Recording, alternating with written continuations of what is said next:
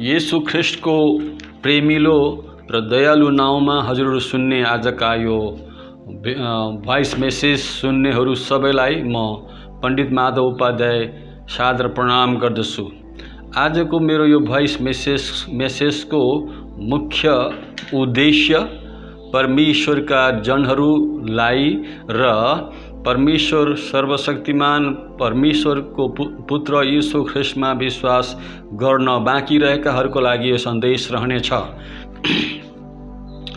भारतवर्षका सारा घरानाले सबै वर्गका मानिसहरूले संसद सभासदहरू, देशभक्त, ईश्वर भक्तहरू, राजनेताहरू र धर्मगुरुहरूले यो कुरा जानिराख्नुहोस्। जसरी येशू ख्रिस्टको र येशूका अनुयायीहरूको खेदो तपाईहरू गर्नुहुन्छ, साथै अभद्र टीका टिप्पणी गर्नुहुन्छ, उहाँहरूलाई नै परमपिता परमेश्वरले तपाईहरूका प्रभु र उद्धारकर्ता तुल्याउनु भएको छ। यो कुरो स्पष्ट होस्। तपाई जसरी प्रभु येशू ख्रिस्टका अनुयायीहरूलाई र प्रभु येशू ख्रिस्टलाई परमेश्वरको दिव्य वचन बाइबलको विरुद्धमा बोल्नुहुन्छ, टिक्का टिप्पणी गर्नुहुन्छ र अभद्र शब्द प्रयोग गर्नुहुन्छ, तपाईहरू सबैलाई मात्र यो अभिषेक जोशीलाई मात्र नभएर सबै वर्गका मानिसहरूलाई यो सन्देश छ। तपाईहरू हरेकलाई आशिष र जीवन दिन भनी परमेश्वरले आफ्ना पुत्र येशू ख्रिस्टलाई खडा गर्नुभयो र सर्वप्रथम तपाईहरू कहाँ पठाउनुभयो, अर्थात् भारतवर्षमा प्रभु येशू ख्रिस्ट आउनुभयो। कोलम्बसले अमेरिका पत्ता लगाउनुभन्दा पहिल्यै हाम्रो भारतवर्षमा प्रभु येशू ख्रिस्टले यो जीवनको मार्ग लिएर आउनुभएको थियो। तर यो जीवनको मार्गलाई तपाईहरूले बुझ्न सक्नु भएन र दिन प्रतिदिन यही उद्धारकर्ताको विरुद्धमा बोल्दै र हात उठाउँदै हुनुहुन्छ। परमेश्वरद्वारा एवं परमेश्वरको विषयमा दिव्य शुभ सन्देश प्रभु येशू ख्रिस्टको अवतरणले परमेश्वरको राज्य मानिसहरूसँग आएको स्पष्ट बुझिन्छ। समय पूर्ण भइसकेको छ, परमेश्वरको राज्य पृथ्वीमा आइसकेको छ। यो कुरो हजुरलाई स्पष्ट होस्। परमेश्वरको वचनले हामीलाई यसरी सिकाउँदछ। हे सबै अल्गो आसनमा बसेर अरू सबैलाई सानो पुड्को देख्नेहरू हो, आफ्नो आँखा खोलेर माथि हेर्नुहोस्। त्यहाँ तपाईको निम्ति येशू ख्रिस्ट कल्वरीको क्रुसमा बलिदान हुँदै गरेको देख्नुहुनेछ र तपाईको धार्मिक व्यवस्थाको पर्दा च्यातिएको तपाईले पाउनुहुनेछ। पवित्र शास्त्रले के भन्दछ यस विषयमा आज तपाईको बीचमा म राख्नेछु। ध्यानसँग सुन्नुहोस्। यो भोइस रेकर्डिङ नै भए तापनि हामी बुद्धिमान हौं भनेर तपाईहरू कसरी भन्न सक्नुहुन्छ? अनि परमात्मा परमेश्वरको धार्मिक व्यवस्था हामीहरूसँग छ भनी कसरी ठोकुवा गर्नुहुन्छ तपाईहरू? तपाईहरूका शास्त्रीहरूले त्यसको झुठ विवरण लेखेर ती शास्त्रहरूलाई झुठा तुल्याइदिएका छन्। यो कुरो स्पष्ट होस्। यदि तपाई मार्गदर्शक भएर व्यवस्था विधानको ज्ञाता भएर ब्रह्मज्ञानी भएको दाबी गर्नुहुन्छ र त्यसमा घमण्ड गर्नुहुन्छ, आफूमाथि भरोसा गर्दै तपाई भन्नुहुन्छ म दृष्टिहीनहरूको मार्गदर्शक हुँ, अन्धकारमा भएकाहरूको ज्योति हुँ, निर्बोधहरूको शिक्षक ठान्छु म आफैलाई, बालकहरूको उपदेशक मै नै हुँ, सत्य ज्ञानको उदाहरण यो व्यवस्थाबाट हामीलाई मिलेको जिम्मेवारी हामीले नै पाएका छौँ। के तपाईं अरूलाई चाहिँ सिकाउने तर त्यही शिक्षा आफू चाहिँ नमान्ने? चोरी नगर भनेर अरूलाई चाहिँ आदेश गर्ने, शिक्षा दिने तर आफै चाहिँ चोरी गर्ने? स्त्री जाति पापको द्वार हो भनेर मानिसहरूलाई शिक्षा दिने, ब्रह्मचर्य व्रत सिकाउँदै आफै चाहिँ कामातुर भएर व्यभिचार गर्ने अनि परस्त्री गमन गर्ने, मन्दिरमा आएका अबला बालिकाहरूमाथि अत्याचार गर्ने र बलात्कार गर्ने, यस्तो काम ठुला ठुला मठ मन्दिरमा ब्राह्मणवादमा हाम्रो भारतवर्षमा भइरहेको छ। देवता भन्दा आफैलाई माथि राखेर मन्दिर लुट्ने, यस्तो काम तपाईहरु गरिरहनु भएको छ। धर्म ग्रन्थको ज्ञाता भएर परमेश्वर सर्वशक्तिमान परमेश्वरको अनादर गर्ने यस्तो काम आज तपाईहरुले गरिरहनु भएको छ र भारतवर्षमा व्यापक रूपमा यस्तो भइरहेको छ। भारतवर्षलाई बाहिरका अरू देशका मानिसहरूले कस्तो दृष्टिले हेर्दैछन् त्यतापट्टि अलिकति पनि तपाईहरु ध्यान दिनुहुन्न। एको ब्रह्म द्वितीय नास्ते भनेर लेख्दछ। सत्य एक मात्रै छ, ब्रह्म एक मात्रै हुनुहुन्छ। हजारौं तपाईले र मैले बनाएका ती प्रतिमाहरूमा ब्रह्म पाउनुहुन्न। ब्रह्मसूत्र यजुर्वेद 32 को 3 सूक्तमा लेखिएको छ। तपाईलाई कुरो स्पष्ट होस्, यदि तपाईसँग यजुर्वेद छ भने गएर पढ्नुहोस्, छैन भने खोजेर पनि हेर्नुहोस्। प्रतिमानं प्रतिबिम्बं प्रतिमा प्रतियातना लेखिएको छ। मा चिदम याद्वी संसता भनेर लेखिएको छ ऋग्वेदमा। ऋग्वेद 8 मण्डल 1 अध्यायको 1 पदमा 1 श्लोकमा लेखिएको छ। अर्थात् जथाभावी जेसुकेको पूजा नगर भनेर आदेश गरिएको छ यसरी ऋग्वेदमा। त्यसको मात्र कहाँ हो र? ऋग्वेदले मात्रै नगर यसरी भनेको होइन, यजुर्वेदमा पनि यसरी लेखिएको छ।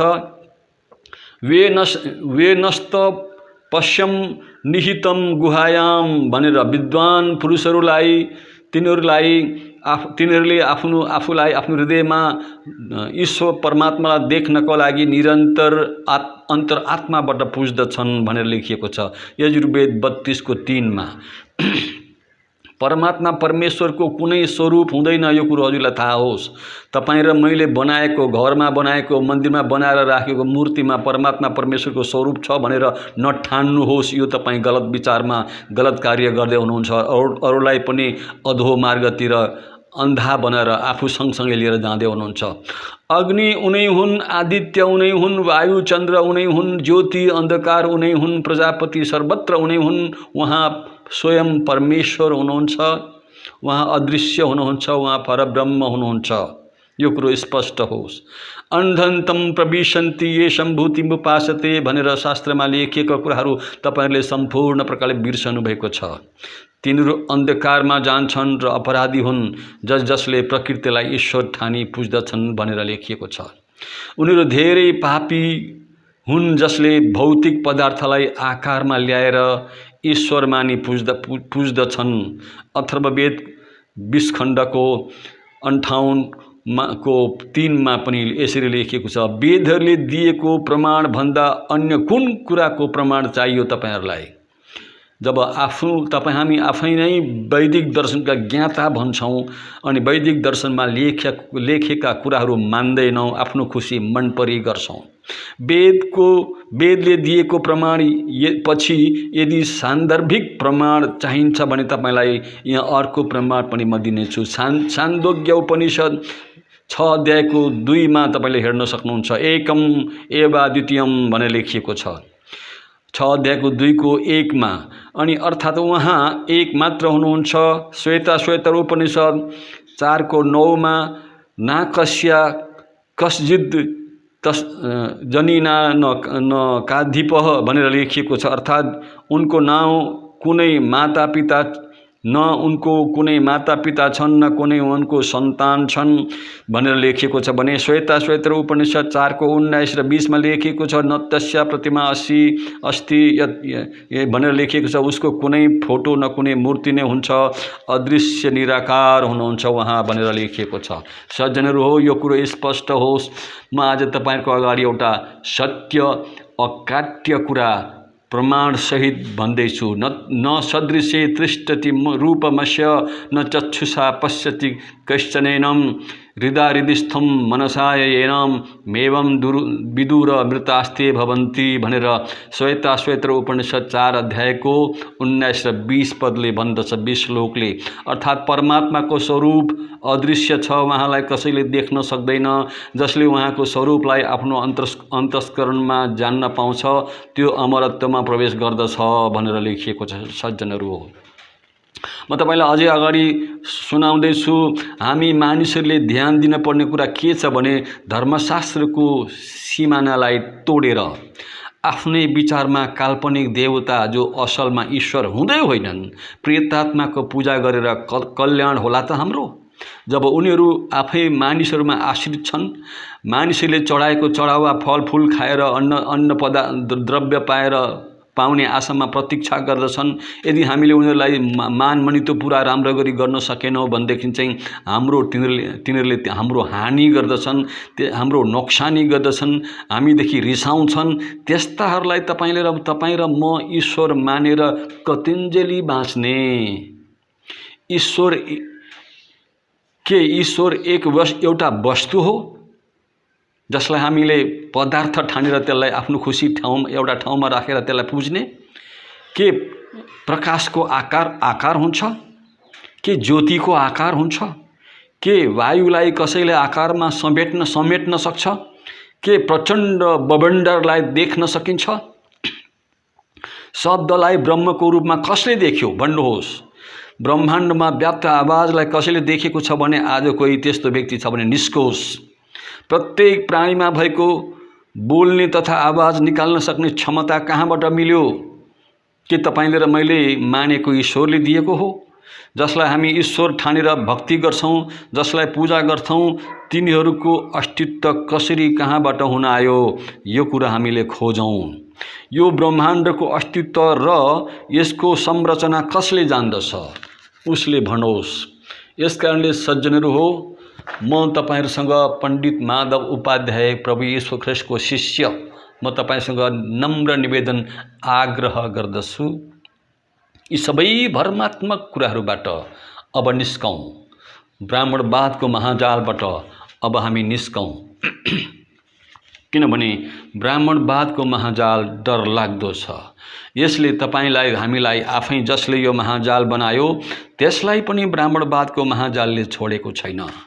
यसकारणले सज्जनहरू हो, अब हामी निस्कौं। किनभने म तपाईलाई अन्तमा यी दिनहरूमा केही कुरा भइरहेका छन्। नेपालमा विशेष गरी जातिवादको ठुलो चर्चा भइरहेको छ। यो ध्यान दिनुपर्ने कुराहरू हो। जातको ब्राह्मण भएर पनि यदि दुष्ट विचारको छ, घमण्डी र अज्ञानी छ भने ऊ नीच हो। त्यस्तालाई समाजबाट टाढे राख भनेर महाभारत वन पर्व 216 को 14 मा लेखिएको छ भने शूद्र यदि ज्ञान सम्पन्न छ, शुद्धाचरणमा छ भने ऊ ब्राह्मण भन्दा श्रेष्ठ हो भनेर भविष्य पुराण 44 को 33 मा लेखिएको छ। सज्जनहरू हो, यसले गर्दाखेरि हामी केवल जातको ब्राह्मण जन्मिएर ब्राह्मणको छोरा भएर ढुक्क परेर हुँदैन। हाम्रो स्वभाव ब्रह्मज्ञानी हुनुपर्छ। म तपाईसँग अन्तमा निर्धक्कसँग म भन्दछु, म पनि त्यस्तै नै थिएँ, त्यही स्वभाव थियो। येशू ख्रीष्टले मलाई सम्पूर्ण प्रकारले नयाँ तुल्याउनु भयो। म भित्र उहाँको अन्तर त्यो दिव्य ज्योति म भित्र प्रवेश गर्यो। मलाई येशू ख्रीष्टको ज्योतिले, उहाँको सार्वभौम शक्तिले परिवर्तन गर्यो। मेरो स्वभावमा परिवर्तन आयो। मेरो हेर्ने शक्ति, बोल्ने शक्तिमा परिवर्तन आयो। मेरो अन्तस्करणमा परिवर्तन आयो। येशूको रगतले मलाई पवित्र तुल्यायो। सज्जनहरू हो, अब म सबैलाई आफ्नो भाइ, आफ्नो बहिनी, आफ्नो मानिस ठान्दछु। मलाई प्रभु येशू ख्रीष्टले परिवर्तन गर्नुभयो। अब म येशू ख्रीष्ट परब्रह्म वेदले चिनाएको येशू ख्रीष्टलाई म विश्वास गर्छु। येशू ख्रीष्टले मलाई ब्रह्मज्ञानी तुल्याउनु भएको छ। सज्जनहरू हो, अब सृष्टिको आरम्भमा जब मानवताको सभ्यताको प्रथम चरण थियो, त्यस बेला न त जात नै थियो, न त त्यहाँ कुनै वर्णभेद नै थियो। जात र वर्णभेद तपाईँ र हामी जस्ता चतुरा मानिसहरूले बनाएको एउटा महाजाल हो। यस महाजाललाई तोड्नै पर्छ अनि ब्राह्मणवादको चक्रव्यूह तोडिनै पर्छ। यो समय आइपुगेको छ। उपयुक्त समय हो यो। येशू ख्रीष्टको नाममा तपाईहरु सबैलाई आशिष होस्, आशिष होस्, शान्ति।